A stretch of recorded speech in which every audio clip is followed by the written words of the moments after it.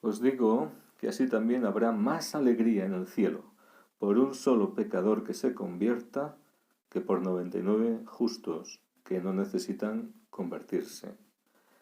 El Señor Jesús nos pone esta parábola, esta comparación de alguien que tiene 100 ovejas y perdida una, pues se pone a buscarla. Está triste porque ha perdido algo valioso para él hasta que la encuentra. Entonces, la alegría de encontrar a esa oveja perdida es mayor que toda la tristeza y todas las fatigas que ha pasado hasta ese momento, ¿verdad? Es decir, a la tristeza le sucede la alegría, una gran alegría. La carga sobre los hombros, muy contento, y llega a casa y reúne a los amigos y a los vecinos y les dice: felicitadme, he encontrado la oveja que se me había perdido. Pues bien, esto es nada más que una comparación que nos dice el Señor en términos humanos para que entendamos otra alegría. Otra alegría porque no es humana, sino espiritual. Dice que en el cielo habrá más alegría por un solo pecador que se convierta, que por 99 justos que no necesitan convertirse. ¿Y qué alegría hay en el cielo? Sino una alegría santa, una alegría espiritual.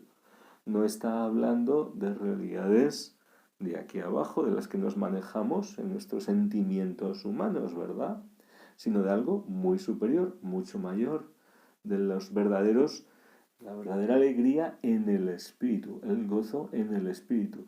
Y la pregunta es: ¿y qué nos produce alegría a nosotros? ¿O qué nos produce también tristeza a nosotros? Porque deberíamos comparar, ¿verdad?, nuestra alegría, o en qué ponemos nuestra alegría y nuestra tristeza, con aquello que al Señor le produce tristeza y al Señor le produce alegría.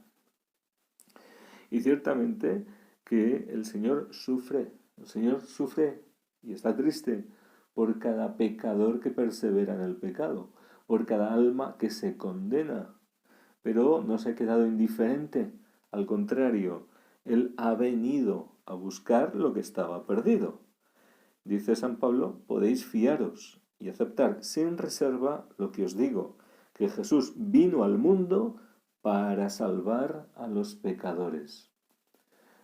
En la eternidad de Dios, en el seno de la Trinidad, todo está siempre, eternamente, perfecto, santo, plenitud de gozo, de felicidad, de vida, no falta nada.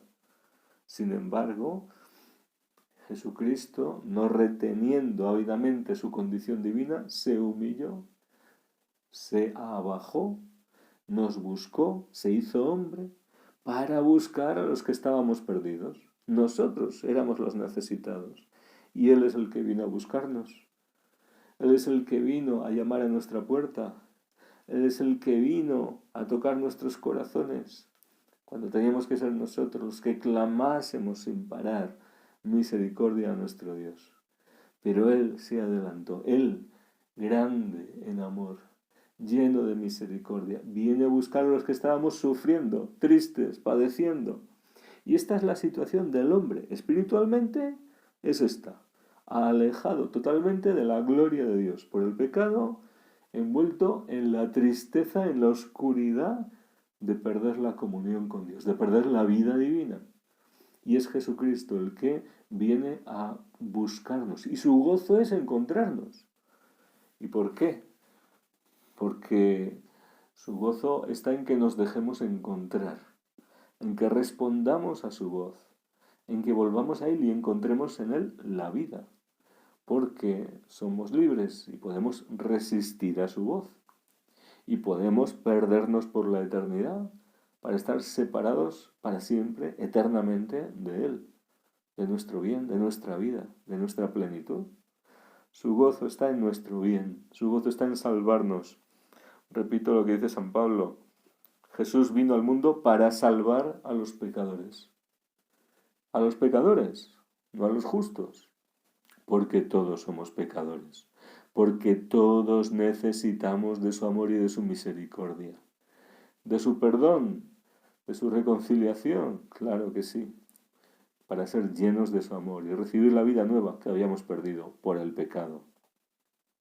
Luego, esta pérdida da paso a un gran encuentro, a un gran gozo, por tanto. Y esta alegría es espiritual, es celestial, pero se da también en el corazón de los hombres, que tenemos un corazón como el de Dios. Es decir, donde hay vida en el espíritu, se manifiesta el fruto de esa vida. Donde hay vida espiritual, donde hay vida en el espíritu, nos preocupa, nos mueve y sufrimos, padecemos y amamos y nos alegramos con lo que al Señor le mueve y se alegra y padece y goza. Lo mismo. Es decir, ¿qué es lo que nos mueve a los hombres?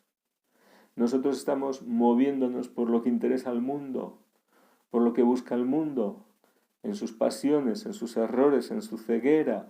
Nos alegramos por las cosas del mundo, nos entristecemos por las cosas del mundo, o también en nuestro corazón nos mueve lo que mueve al Señor. Y es el Espíritu de Dios el que nos mueve a gran gozo por poder colaborar con los planes de Dios, por poder ver cómo se extiende su reino y muchos encuentran la verdad, por ver cómo nosotros mismos somos abrazados, reconciliados por Dios y encontramos la vida.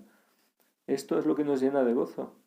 Y lo que nos llena de tristeza, el ver el rechazo al Señor, nuestro propio pecado, nuestra propia desistencia, falta de permanecer en el Señor, separarnos e ir por caminos peligrosos. ¿Acaso cuál es lo que mueve a tristeza nuestro corazón, lo que mueve a gozo nuestro corazón? ¿Son estas realidades más profundas las mismas que mueven al Señor? ¿O son las que mueven al mundo? Y nos movemos como el mundo en cosas insustanciales, pasajeras, vanidad de vanidades. Pues bien, el gozo del Señor es grande. Y cuando participamos de su gozo, de su felicidad, cuando tenemos su mente, sus sentimientos, todo lo que es del Señor, entonces en nosotros también está su vida y podemos participar de sus mismos sentimientos. El Señor quiere comunicarnos vida, quiere llevarnos a la vida en el Espíritu. Pero para eso tenemos que salir de la vida en la carne. Tenemos que sí, somos pecadores todos, pero el Señor nos llama a la conversión. Esto es su gozo, que nos convirtamos y nos salvemos, que nos dejemos encontrar por Él, que no sigamos huyendo o escondiéndonos de Dios, sin rumbo, a merced de las fieras y peligros que ignoramos, porque estamos ciegos en el pecado, sino que nos dejemos salvar, cargar sobre sus hombros, sanar las heridas.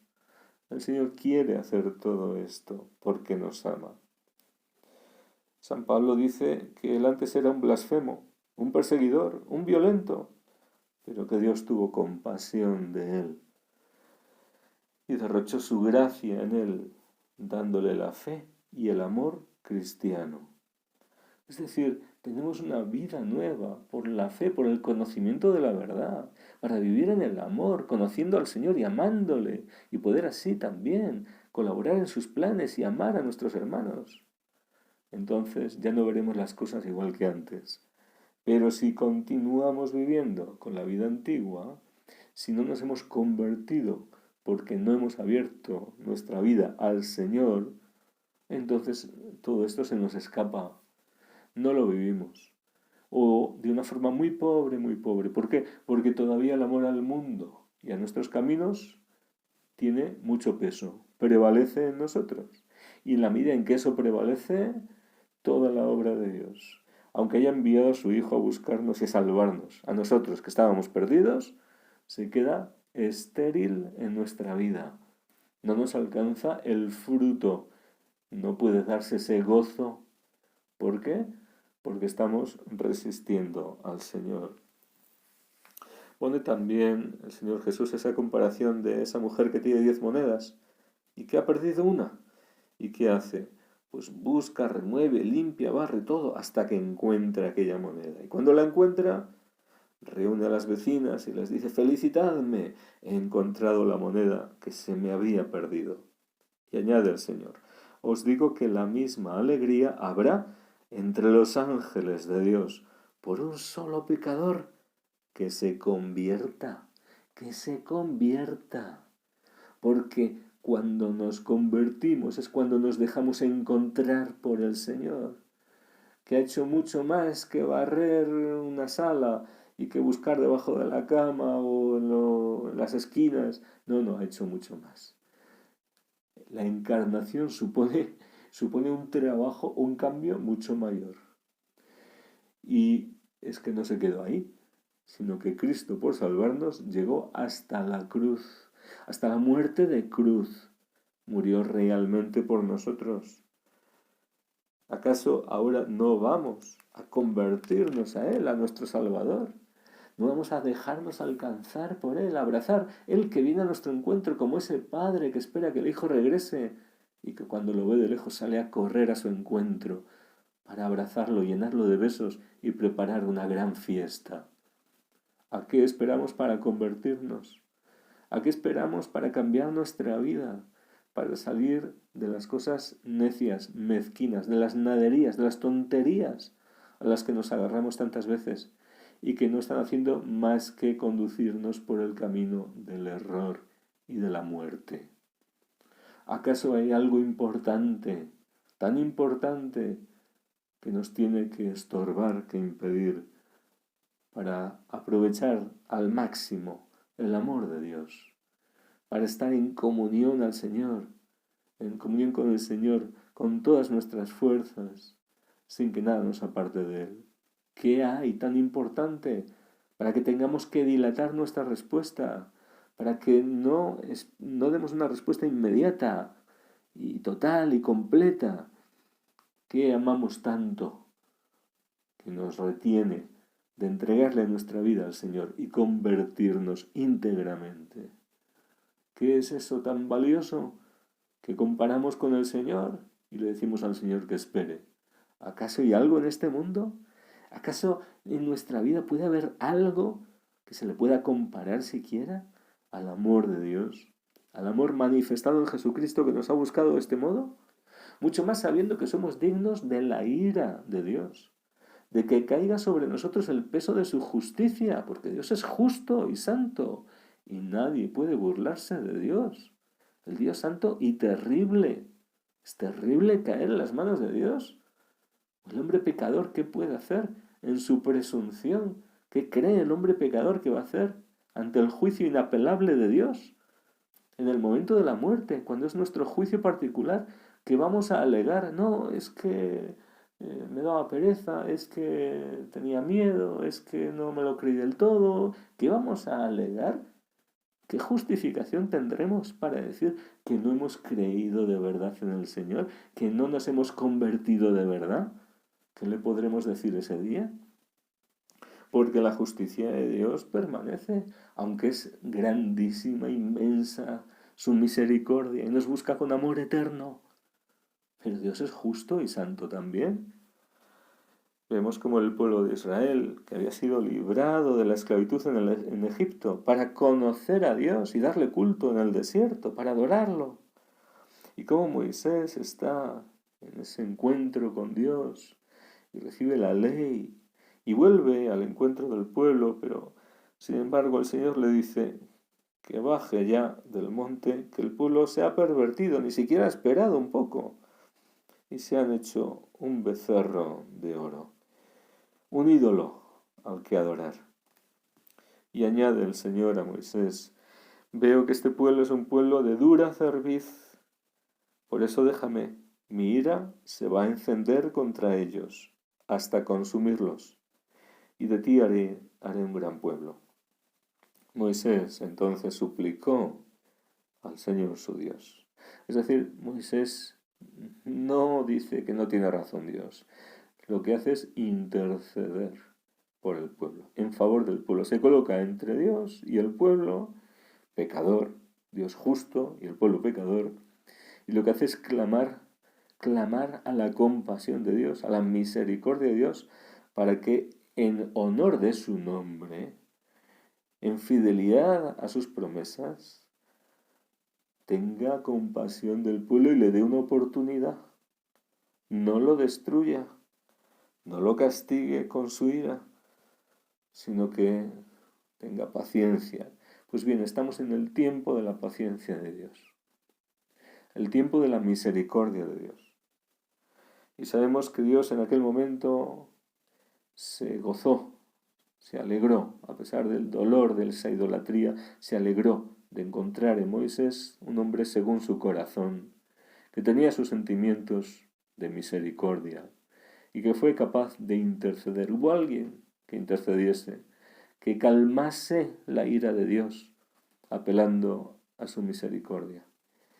Ahora tenemos al justo, a Jesucristo, intercediendo a la derecha del Padre en favor de todos nosotros pecadores, pero también el Señor hoy espera que muchos hombres nos coloquemos unidos a Cristo en esa posición de clamar misericordia con los mismos sentimientos de Cristo, clamar misericordia con Él, a Dios santo, justo, soberano, al Padre, por todos los hombres pecadores y por nosotros mismos, para que su ira nos encienda y nos destruya, nos castigue como nuestros pecados y maldades merecen, sino que venga en nosotros el tiempo de la consolación, el tiempo de la misericordia. Estamos en ese tiempo, pero se está terminando porque los cielos no pueden retener ya más al Señor. Él va a regresar, y Él va a regresar en poder y gloria. Vino la primera vez humilde y manso, pero ahora vendrá con poder y gloria. Pero es nuestro Señor y nuestro Salvador, el mismo.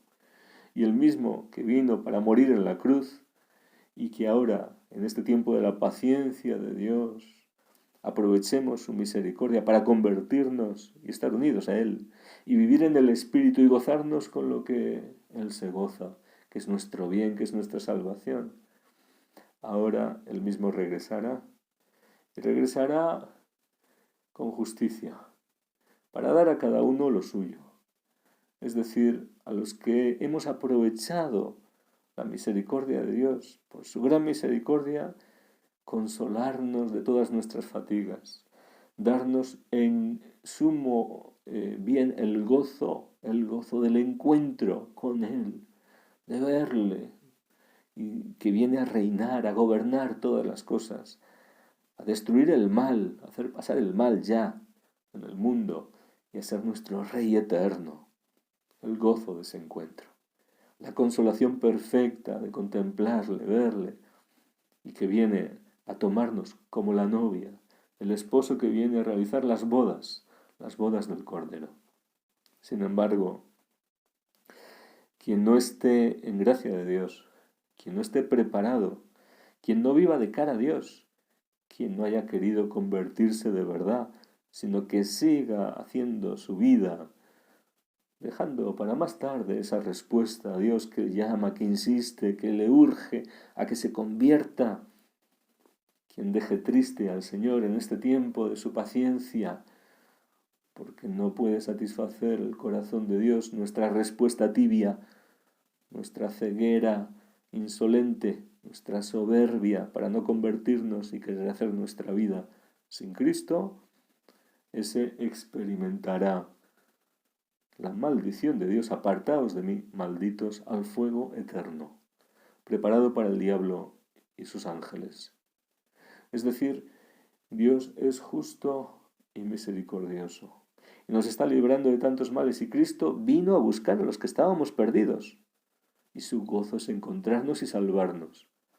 Pero no nos va a salvar si no queremos, si no nos dejamos encontrar y salvar, si no nos convertimos, si seguimos teniendo nuestro gozo en las cosas de este mundo o en el pecado, si seguimos negando a Dios en la práctica, amando puestos, posiciones, imagen social, etcétera, tantas cosas, tantos tinglados que nos montamos los hombres, pero negando en la práctica al Señor, no amando su verdad, no amando su voluntad, no amando su venida. Pues bien, ahí tristemente no experimentaremos el gozo, sino la tristeza, los lamentos, el llanto y el rechinar de dientes. Los lamentos ya cuando no haya remedio, porque no hemos dado el paso correcto ahora, que era el tiempo de la paciencia y de la misericordia de Dios para con nosotros. ¿Cuánta más paciencia tiene que tener el Señor? ¿Cuánta más misericordia tiene que mostrar si no la cogemos?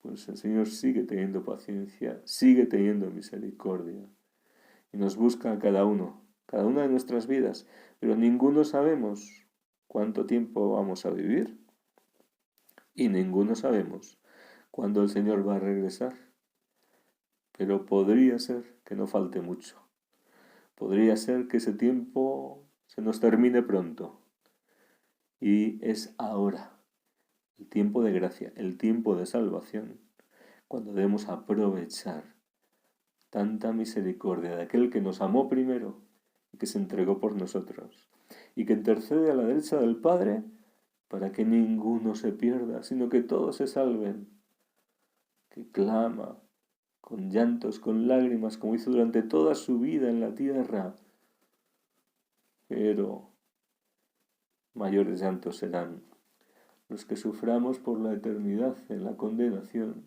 si no aprovechamos ahora su amor y su misericordia para dejarnos amar y salvar y participar así del gozo infinito, del gozo eterno sin fin, del encuentro con Cristo y de pertenecer a Él para siempre. Que esto, que es lo que nos conviene y es lo que le podrá llenar de gozo al Señor por cada uno de nosotros que nos convirtamos, sea lo que mueva nuestro corazón y que nada, nada en el mundo nos separe de Él y de este encuentro con Él, por nuestra conversión de todo corazón. Así sea.